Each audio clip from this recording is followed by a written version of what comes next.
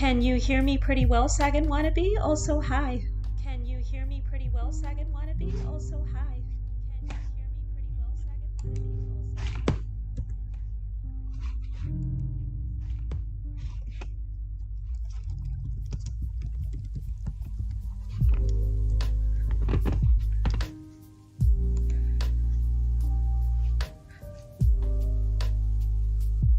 How is the echo now?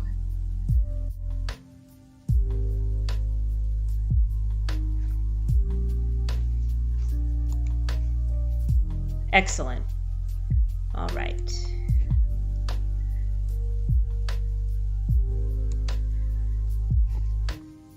So I've also set this this stream to record. So hopefully I can have a nice video after I'm done with this stream. And, you know, maybe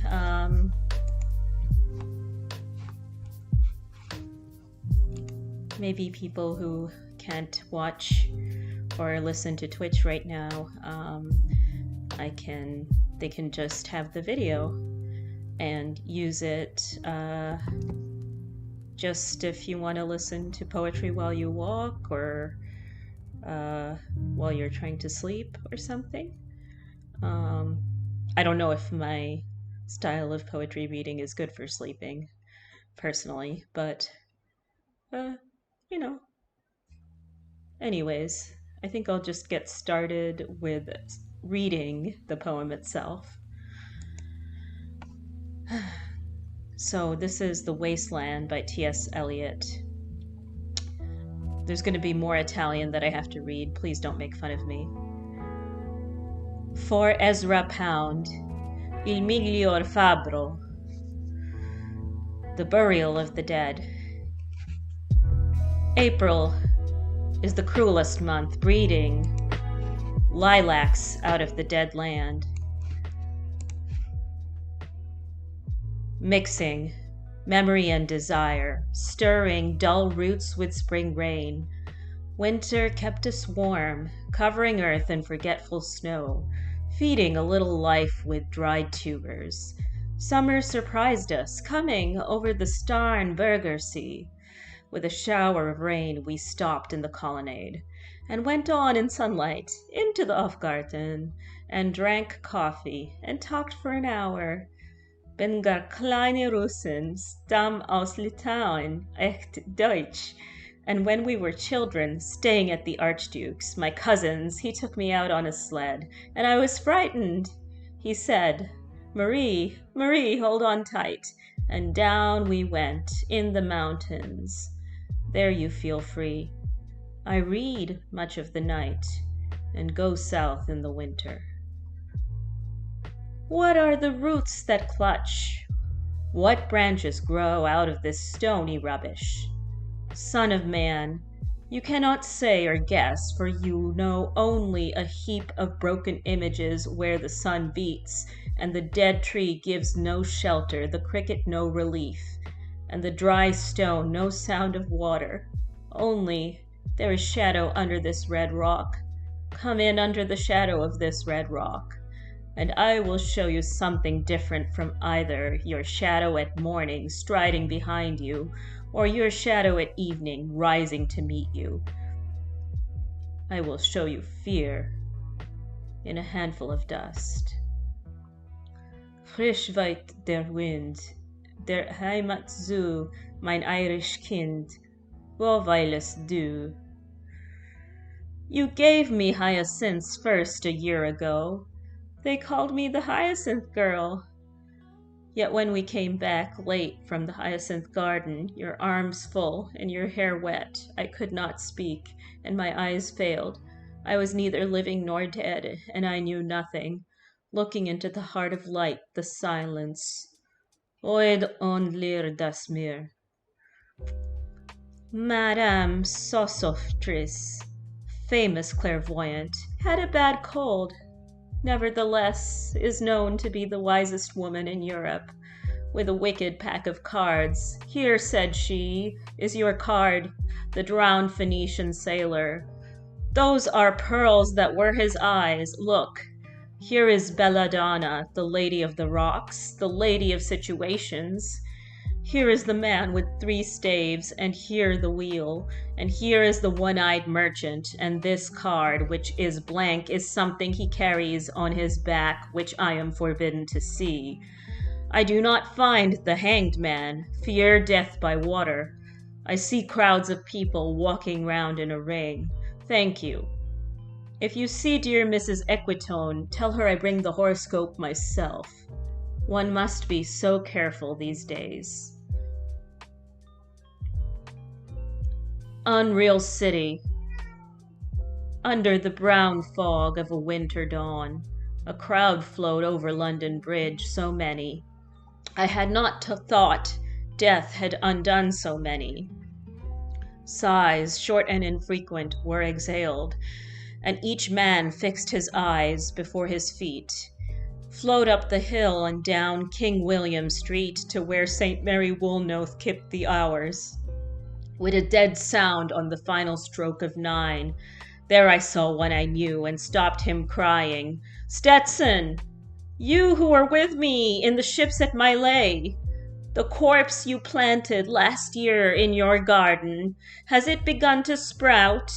Will it bloom this year, or has the sudden frost disturbed its bed? Oh, keep the dog far hence, that's friend to men, or with his nails he'll dig it up again. You, hypocrite lecteur, mon semblable, mon frère."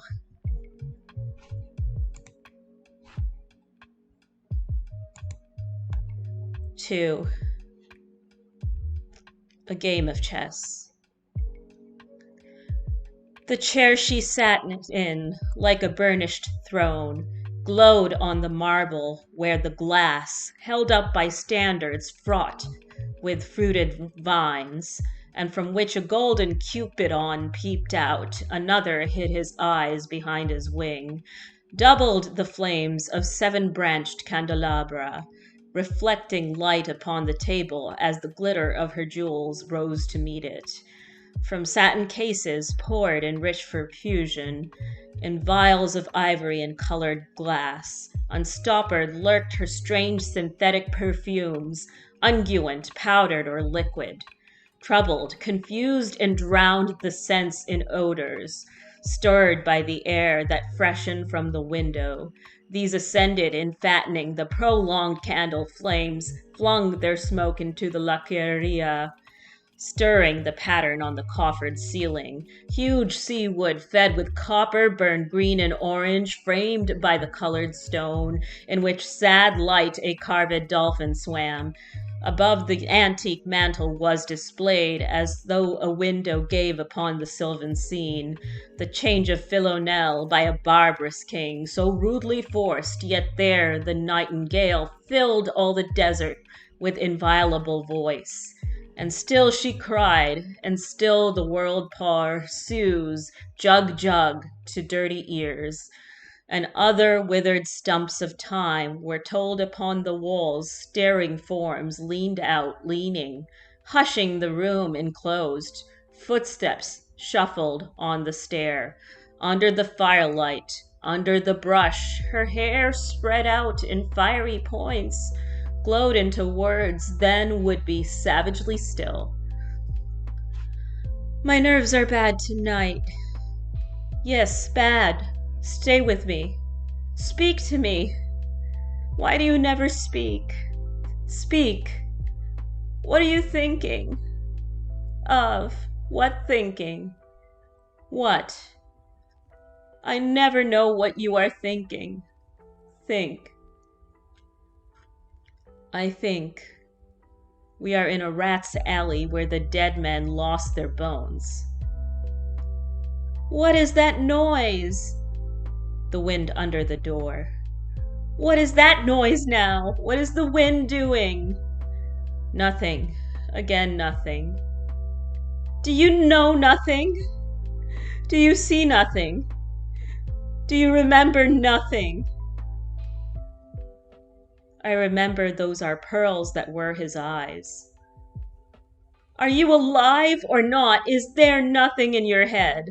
But, ooh, that Shakespearean rag. It's so elegant, so intelligent. What shall I do now? What shall I do? I shall rush out as I am and walk the street, with my hair down, so. What shall we do tomorrow? What shall we ever do? The hot water at 10, and if it rains, a closed car at 4, and we shall play a game of chess, pressing lidless eyes and waiting for a knock upon the door. When Lil's husband got demobbed, I said, I didn't mince my words. I said to her myself, hurry up, please, it's time. Now Albert's coming back. Make yourself a bit smart. He'll want to know what you done with that money he gave you to get yourself some teeth. He did. I was there. You have them all out, Lil, and get a nice set. He said, I swear, I can't bear to look at you. And no more can't I said, and think of poor Albert. He's been in the army 4 years. He wants a good time. And if you don't give it to him, there's others will, I said. Oh, is there, she said. Something of that, I said. Then I'll know who to thank, she said, and give me a straight look. Hurry up, please, it's time. If you don't like it, you can get on with it, I said. Others can pick and choose if you can't. But if Albert makes off, it won't be for lack of telling. You ought to be ashamed, I said, to look so antique. And her only 31. I can't help them, she said, pulling a long face. It's them pills I took to bring it off, she said. She's had 5 already, and nearly died of young George. The chemist said it would be all right, but I've never been the same. You are a proper fool, I said. Well, if Albert won't leave you alone, there it is, I said. What you get married for if you don't want children? Hurry up, please, it's time. Well, that Sunday, Albert was home. They had a hot gammon, and they asked me in to dinner to get the beauty of it hot. Hurry up, please, it's time. Hurry up, please, it's time. Good night, Bill. Good night, Lou. Good night, May. Good night, ta-ta. Good night, good night. Good night, ladies. Good night. Sweet ladies, good night. Good night.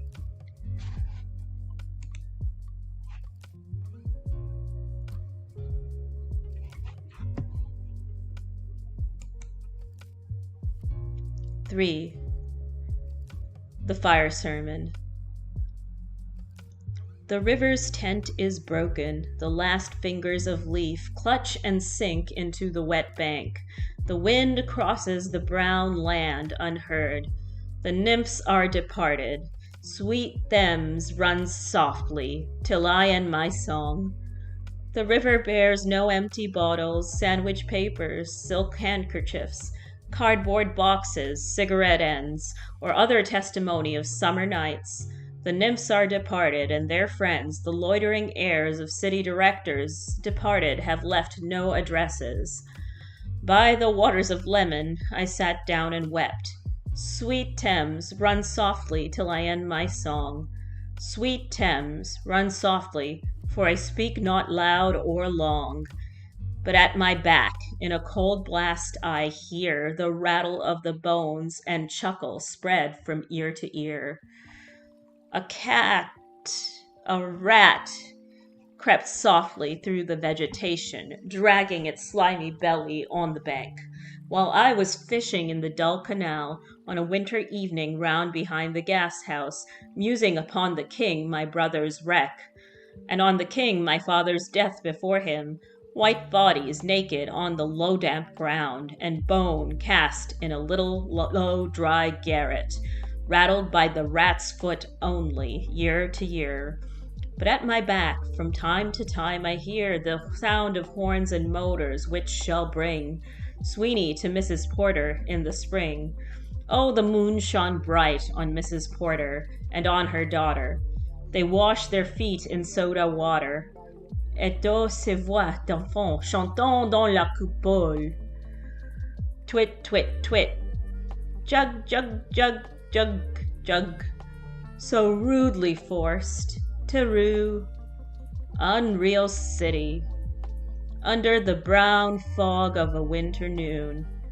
Mr. Eugenides, the Smyrna merchant, unshaven, with a pocket full of currants, CIF London, document at sight, asked me in demotic French to luncheon at the Cannon Street Hotel, followed by a weekend at the Metropole.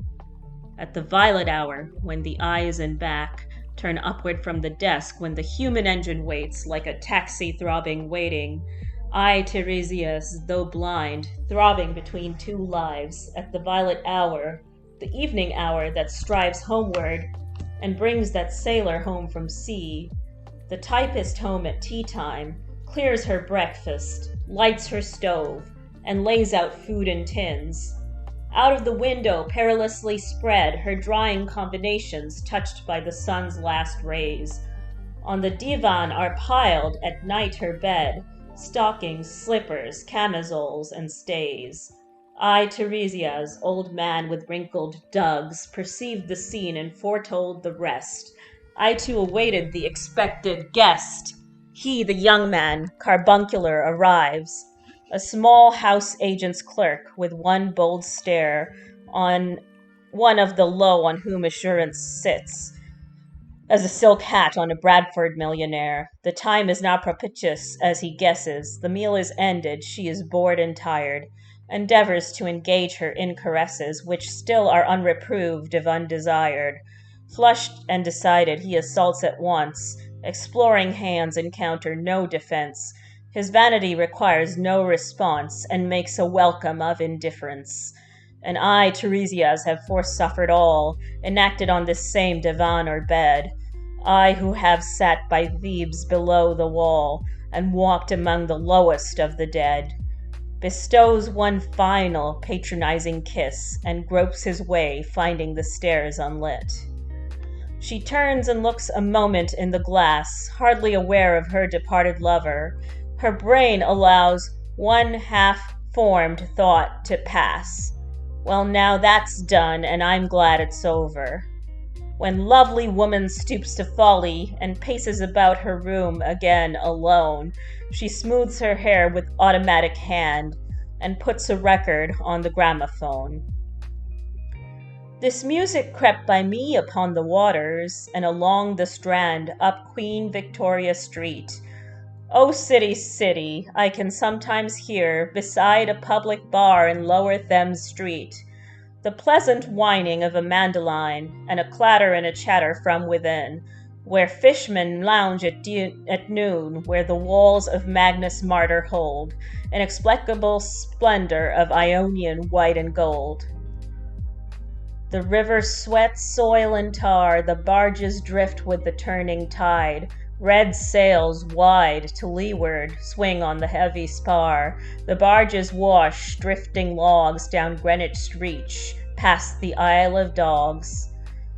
Way a la la lea, wa la la le la la. Elizabeth and Leicester, or Leicester, beating oars, the stern was formed, a gilded shell. Red and gold, the brisk swells rippled both shores, southwest wind carried down streams the peal of bells, white towers. Wea la la lea, wa la la lea la la. Trams and dusty trees, Highbury bore me, Richmond and Kew undid me. By Richmond I raised my knees supine on the floor of a narrow canoe. My feet are at Moorgate, and my heart under my feet. After the event he wept, he promised a new start. I made no comment. What should I resent? On Margate's sands I can connect nothing with nothing. The broken fingernails of dirty hands. My people humble people who expect nothing. La la, to Carthage then I came. Burning, burning, burning, burning, O Lord, thou pluckest me out. O Lord, thou pluckest. burning.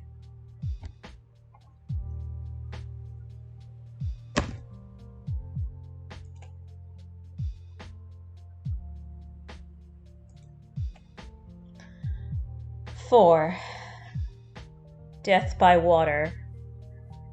Phlebas the Phoenician, a fortnight dead, forgot the cry of gulls and the deep sea swell, and the profit and loss. A current under sea pickled his bone in whispers. As he rose and fell, he passed the stages of his age and youth, entering the whirlpool. Gentile or Jew, O you who turn the wheel and look to windward, consider Phlebas, who once was handsome and tall as you. 5. What the thunder said. After the torchlight, red on sweaty faces, after the frosty silence in the gardens, after the agony in stony places, the shouting and the crying, prison and palace and reverberation, of thunder of springs over distant mountains, he who was living is now dead. We who were living are now dying, with a little patience. Here is no water but only rock, rock and no water, and the sandy road, the road winding above among the mountains, which are mountains of rock without water. If there were water, we should stop and drink. Amongst the rock one cannot stop or think. Sweat is dry and feet are in the sand. If there were only water amongst the rock, dead mountain mouth of carious teeth that cannot spit, here one can neither stand nor lie nor sit. There is not even silence in the mountains, but dry sterile thunder without rain. There is not even solitude in the mountains, but red sullen faces sneer and snarl from doors of mud-cracked houses. If there were water and no rock, if there were rock and also water, and water, a spring, a pool among the rock, if there were the sound of water only, not the cicada and dry grass singing, but sound of water over a rock where the hermit thrush sings in the pine trees, drip drop, drip drop, drop drop drop, but there is no water. Who is the third who walks always beside you? When I count, there are only you and I together. But when I look ahead up the white road, there is always another one walking beside you, gliding wrapped in a brown mantle, hooded. I do not know whether a man or a woman, but who is that on the other side of you? What is that sound high in the air? Murmur of maternal lamentation. Who are those hooded hordes swarming over endless plains, stumbling in cracked earth, ringed by the flat horizon only? What is the city over the mountains? Cracks and reforms and bursts in the violet air. Falling towers. Jerusalem, Athens, Alexandria, Vienna, London. Unreal. A woman drew her long black hair out tight and fiddled whisper music on those strings, and bats with baby phases in the violet light whistled and beat their wings and crawled head downward down a blackened wall and upside down in air were towers, tolling reminiscent bells that kept the hours, and voices singing out of empty cisterns and exhausted wells.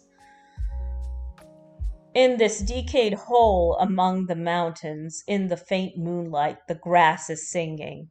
Over the tumbled graves about the chapel, there is the empty chapel, only the wind's home.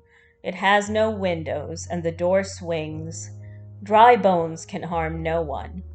Only a cock stood on the roof tree. Cocorico, cocorico, in a flash of lightning, then a damp gust bringing rain. Ganga was sunken, and the limp leaves waited for rain while the black clouds gathered far distant over Himavant. The jungle crouched, humped in silence.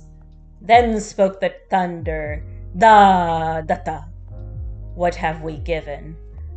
My friend, blood shaking my heart, the awful daring of a moment's surrender, which an age of prudence can never retract. By this and this only we have existed, which is not to be found in our obituaries or in memories draped by the beneficent spider, or under seals broken by the lean solicitor in our empty rooms. Dayadvam. I have heard the key turn in the door once, and turn once only. We think of the key, each in his prison, thinking of the key, each confirms a prison. Only at nightfall, ethereal rumors revive for the moment a broken Coriolanus. Da Damyata, the boat responded, gaily to the hand expert would sail an oar. The sea was calm, your heart would have responded, gaily when invited, beating obedient to controlling hands. I sat upon the shore, fishing, with the arid plain behind me. Shall I set my lands in order? London Bridge is falling down, falling down, falling down. Poi s'accose nel foco che glia fina quando fiam uti kelidon. Oh, swallow, swallow.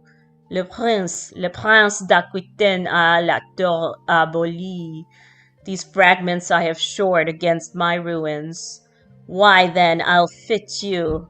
Hieronymo's mad again. Datta, Dayadvam, Damyata, Shanti, Shanti, Shanti.